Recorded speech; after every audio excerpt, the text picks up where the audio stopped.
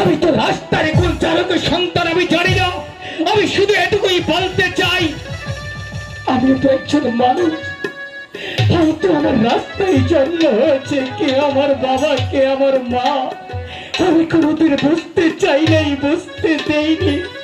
আমি শুধু জানি আপনি আমার বাবা আর ওই হচ্ছে আমার মা।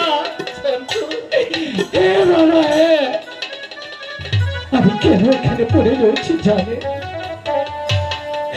আপনারা হয়তো জানেন না, আমি অনেক আগে এই পৃথিবী থেকে অনেক দূরে চলে যেতাম বাবা।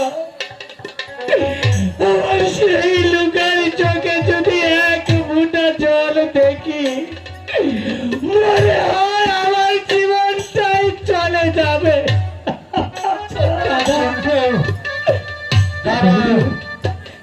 আজ তোকে আমি একটু প্রশ্ন করবো, শুনে যাও।